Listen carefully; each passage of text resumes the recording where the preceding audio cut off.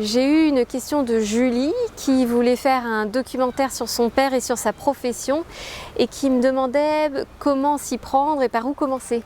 Bonjour, je m'appelle Sylvie, je suis gérante de Couteaux Suisses Productions qui a pour mission de révéler les marques à travers une image légère, sincère et consciente. Mon but et mon kiff à moi, c'est de faire pétiller l'empreinte de ton entreprise à travers des vidéos, des photos, et à travers aussi la formation à la vidéo avec smartphone Vidéo Gaga. Le documentaire, c'est un format particulier et j'ai envie de te parler d'abord de la base de la vidéo qui est quel est le message que tu as besoin de dire, que tu as envie de dire en tout cas, quel est ton objectif et ton but.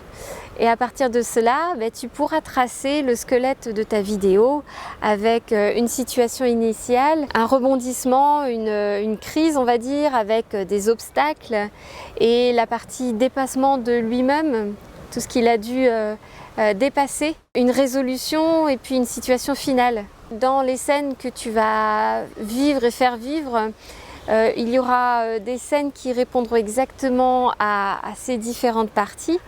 Et il y aura aussi des scènes qui vont être utiles à la respiration de ton documentaire, parce que c'est un format qui est plus étendu.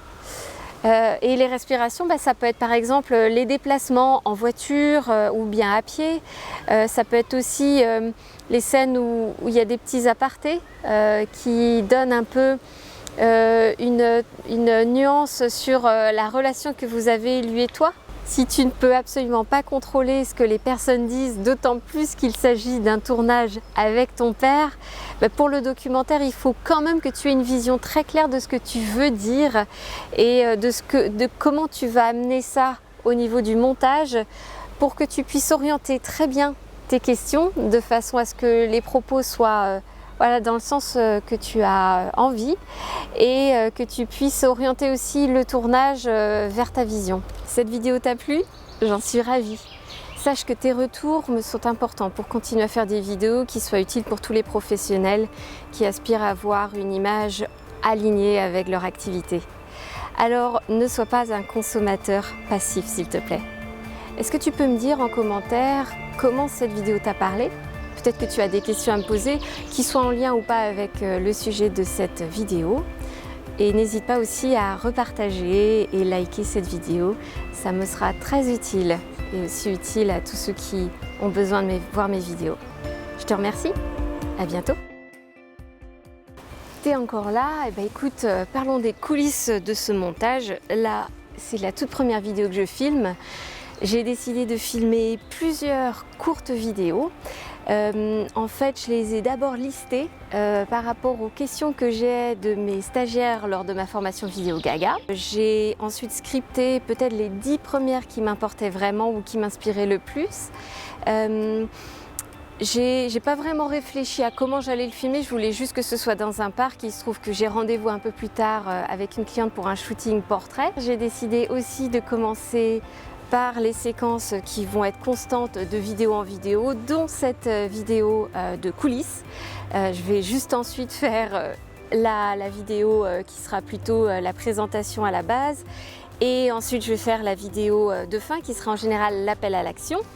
J'ai choisi un super parc où il fait beau aujourd'hui. J'ai choisi de filmer avec l'outil que je préfère utiliser moi en tant que professionnelle, c'est-à-dire c'est un Canon hybride qui me permet, avec l'intelligence artificielle qui est intégrée, de faire un focus automatique sur mon œil et ça c'est très pratique.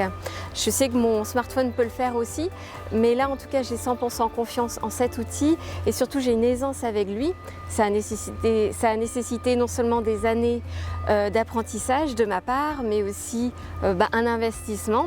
Par contre, ce que je trouve qui est chouette avec cet appareil, c'est que je peux brancher directement mon micro. D'ailleurs, j'ai choisi un micro sur lequel j'ai mis une bonnette pour le vent parce qu'il y a un petit peu de vent qui vient et qui part.